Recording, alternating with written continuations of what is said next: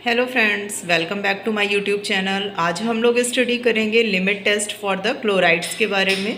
Limit test for chlorides जो है ये आपका फार्मास्यूटिक्स का एक पार्ट है।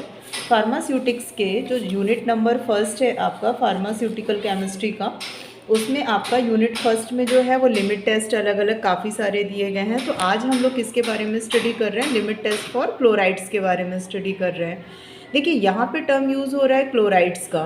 तो क्लोराइड का मतलब होता है कि सबसे पहले आपको ये पता होना चाहिए कि क्लोराइड का मतलब क्या है। तो क्लोराइड जो होता है इसको हम लोग Cl के ऊपर एक नेगेटिव चार्ज से प्रेजेंट करते हैं और ये आसानी से H+ के साथ में रिलेट कर जाता है, यानी कि रिएक्शन कर जाता है।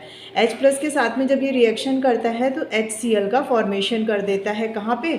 हमारे स्टमच में, क्योंकि आपने सुना होगा कि स्टमच में हमारे HCl प्रेजेंट होता है, यानी एसिड का फॉर्म प्रेजेंट होता है। ठीक है। इसके बाद में आगे जो क्लोराइड के बारे में अगर हम लोग और जानना चाहें तो हम लोग ये कह सकते हैं कि क्लोराइड एक तरीके का फ्लूइड बैलेंस है और इलेक्ट्रोलाइट बैलेंस है, यानी इलेक्ट्रोलाइट्स को बैलेंस करने का काम करता है। और WBC में क्लोराइड यूज़ होता है बैक्टीरियाज को किल करने के लिए। तो ये तो बात हो गई क्लोराइड की। अब हम लोग बात करते हैं क्लोराइड का जो लिमिट टेस्ट होता है वो कैसे होता है। तो लिमिट टेस्ट जो होता है इसमें हो जाता है, ये जो टेस्ट होता है क्लोराइड का आपका, वो एक स्टैंडर्ड सॉल्यूशन से, क्लोराइड आयन जो होते हैं वो एक स्टैंडर्ड सॉल्यूशन में प्रेजेंट होते हैं, जिसमें हम लोग इस टेस्ट को क्या कर सकते हैं? आइडेंटिफाई कर सकते हैं, यानी पहचान सकते हैं। अब हम लोग बात करते हैं इसके प्रिंसिपल की। प्रिंसिपल यानी सिद्धांत। ये जो आपका क्लोराइड लिमिट टेस्ट है ये किस सिद्धांत पे वर्किंग करता है? तो देखिए प्रिंसिपल जो होता है, प्रिंसिपल में आपको यहाँ पे एक रिएक्शन भी दिख रही होगी और रिएक्शन याद करना बड़ा डिफिकल्ट लगता है, लेकिन यहाँ आपको कोई दिक्कत नहीं आएगी। देखिए यहाँ पे क्या कह रहा है principle? The limit test for chloride is based on a reaction, यानी जो क्लोराइड का लिमिट टेस्ट है वो एक रिएक्शन पे बेस्ड होता है। लेकिन ये किस में अकर्स होता है? सिल्वर नाइट्रेट और सॉल्युबल क्लोराइड्स के बीच में ये रिएक्शन करता है। तो देखिए यहाँ पे आपको ये जो Cl- दिख रहा है इसको हम लोग बोलते हैं क्लोराइड आयन। AgNO3 का मतलब होता है सिल्वर नाइट्रेट। Ag का मतलब सिल्वर, NO3 का मतलब नाइट्रेट। सिल्वर जो होता है वो आपका पॉजिटिव चार्ज में होता है और नाइट्रेट जो होता है ये आपका नेगेटिव चार्ज में होता है। जब ये दोनों आपस में कंबाइन करते हैं यानी रिएक्शन करते हैं तो आपके AgCl का फॉर्मेशन करते हैं। AgCl जो होता है ये एक प्रेसिपिटेट के रूप में होता है और ये एक वाइट कलर का प्रेसिपिटेट होता है, क्योंकि सिल्वर जो होता है, चांदी जो होती है वो आपकी नॉर्मली वाइट या सिल्वर कलर की दिखाई देती है, ग्रेइश कलर की, इसलिए इसमें वाइट प्रेसिपिटेट फॉर्म्ड होता है। और NO3 जो नेगेटिव आयन है वो अलग हो जाते हैं, क्योंकि यहाँ पे ये सिंगल नेगेटिव आयन है तो ये नेगेटिव आयन इसके पॉजिटिव आयन के साथ में रिएक्शन किया तो AgCl अलग हो गया और यहाँ से ये जो NO3 का फॉर्म है वो अलग हो गया। ये रिएक्शन किसकी प्रेजेंस में होती है? तो HNO3 की प्रेजेंस में होती है। ठीक है, वही चीज़ यहाँ पे लिखी है कि resulting in the silver chloride which is insoluble in dilute nitric acid, यानी ये आपका जो HNO3 का फॉर्म है वो किसका है? नाइट्रिक एसिड का। नीचे देखिए वही चीज़ आपकी लिखी है कि white precipitate make solution turbid, यानी कि जो वाइट प्रेसिपिटेट होता है वो सॉल्यूशन को टर्बिड बना देता है और इसमें जो क्लोराइड की प्रेजेंस होती है वो टर्बिडिटी के डायरेक्टली प्रोपोर्शनल होती है। डायरेक्टली प्रोपोर्शनल का मतलब होता है कि अगर आप क्लोराइड का अमाउंट बढ़ाएंगे तो उसकी टर्बिडिटी बढ़ेगी, अगर आप क्लोराइड का अमाउंट घटाएंगे तो उसकी टर्बिडिटी घटेगी। ठीक है, डायरेक्टली प्रोपोर्शनल का मतलब होता है एक चीज़ को बढ़ाने से दूसरी चीज़ बढ़ती है और इन्वर्सली प्रोपोर्शनल का मतलब होता है एक चीज़ को बढ़ाने से दूसरी चीज़ घटती है। ठीक है, अब हम लोग बात करते हैं यहाँ पे एपरेटस की। तो एपरेटस में आपकी दो चीज़ें यूज़ हो रही हैं, नेल्सर सिलेंडर एंड वाइट टाइल्स। ठीक है, अब आते हैं इसके प्रोसीजर। प्रोसीजर का मतलब होता है विधि, एपरेटस का मतलब होता है कौन कौन सी चीज़ें वहाँ पे यूज़ की गई। तो अब देखिए प्रोसीजर में क्या होता है।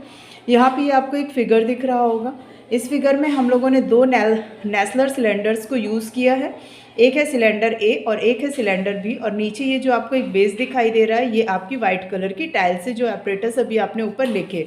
अब देखिए इसका प्रोसीजर कैसे होता है। इस लिमिट टेस्ट में जो स्टैंडर्ड सॉल्यूशन होता है और जो टेस्ट सॉल्यूशन, इसमें हम लोग हमेशा दो सॉल्यूशंस यूज़ करेंगे। एक सॉल्यूशन होगा जो टेस्ट के लिए यूज़ किया जाता है और दूसरा सॉल्यूशन होगा जो एक स्टैंडर्ड सॉल्यूशन होगा। उसको हम लोग क्या करते हैं? टर्बिडिटी के बेसिस पे बनाते हैं और दोनों सॉल्यूशंस को क्या करते हैं? कंपेयर करते हैं। ठीक है, अब आइए देखते हैं इसको कंपेयर कैसे करते हैं। तो देखिए फर्स्ट हम लोग बात करते हैं टेस्ट सॉल्यूशन की। तो टेस्ट सॉल्यूशन में क्या करते हैं? स्पेसिफाइड सब्सटेंस लेते हैं 1 ग्राम और इसमें 10 ग्राम वाटर को ऐड करते हैं। इसके बाद इन दोनों के मिक्सचर में हम लोग 1 ml HNO3 को ऐड करते हैं। 1 ml HNO3 जो होता है ये नैल्सर यानी 50 ml का जो नैल्सर सिलेंडर होता है उसमें इसे डाइल्यूट किया जाता है। डाइल्यूट करने के बाद में देखिए यहाँ पे लिखा है ए। हमने आपको पीछे स्ट्रक्चर में दिखाया था 2 सिलेंडर्स थे, सिलेंडर ए और सिलेंडर बी। तो ये जो रिएक्शन है वो सिलेंडर ए में की जा रही है। तो सिलेंडर ए और उसमें क्या मिक्स करना है, 1 ml ऑफ AgNO3 के सॉल्यूशन को आपको मिक्स करना है। तो ये क्या होगा, 5 मिनट बाद आपका धुंधलापन देने लगेगा, ठीक है। और अगर आप स्टैंडर्ड सॉल्यूशन के बेसिस पे करेंगे तो 1 ml जो 0.05845% W/V जो होता है इसका मतलब होता है weight upon volume. Solution of sodium लेते हैं हम लोग। यहाँ पे जैसे आपका परसेंटेज दिया है तो यानी ऊपर की वैल्यू W है और अपॉन में आपका 100 हो जाएगा तो वो आपका वॉल्यूम हो जाएगा। में 1 ml HNO3 को मिक्स करते हैं। मिक्स करने के बाद में इसको डाइल्यूट करते हैं 50 ml के फॉर्म पे, 50 ml के नेल्सर सिलेंडर में। जब इसको डाइल्यूट करते हैं तो फिर उसमें B को मिक्स करते हैं और B के साथ में 1 ml ऑफ AgNO3 के सॉल्यूशन को मिक्स करते हैं।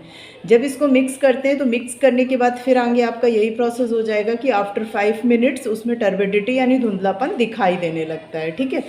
अब यहाँ पे आ जाते हैं हम लोग कंक्लूज़न में। कंक्लूज़न का मतलब है जो हमने टेस्ट सॉल्यूशन और स्टैंडर्ड सॉल्यूशन को लिया उसका लास्ट में हमारे पास क्या कंक्लूज़न निकल के आया। तो कंक्लूज़न हो जाता है कि if the turbidity of the test is less than the standard solution, अगर टेस्ट सॉल्यूशन की जो टर्बिडिटी है वो स्टैंडर्ड सॉल्यूशन से लेस है यानी सैम्पल इज़ क्वालिफाइड, तो सैम्पल आपका क्वालिफाई हो जाएगा। यानी सीधा सा कहने का सेंस है अगर स्टैंडर्ड सॉल्यूशन से टेस्ट सॉल्यूशन की जो टर्बिडिटी आएगी वो लेस आएगी तो आपका स्टैंडर्ड जो सैम्पल है वो क्वालिफाई हो जाएगा।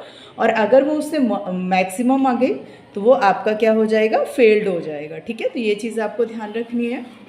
तो दोस्तों आज हम लोगों ने पढ़ा किसके बारे में, आपका लिमिट टेस्ट फॉर क्लोराइड के बारे में पढ़ा। अगर आपको ये वीडियो पसंद आया हो तो इसको लाइक करें, अपने दोस्तों के साथ शेयर करें और इस चैप्टर से रिलेटेड और भी वीडियोस की लिंक आपको डिस्क्रिप्शन बॉक्स में मिल जाएगी। आप वहाँ से इसको देख लें और चैनल को सब्सक्राइब करना बिल्कुल भी ना भूलें। Thanks for watching.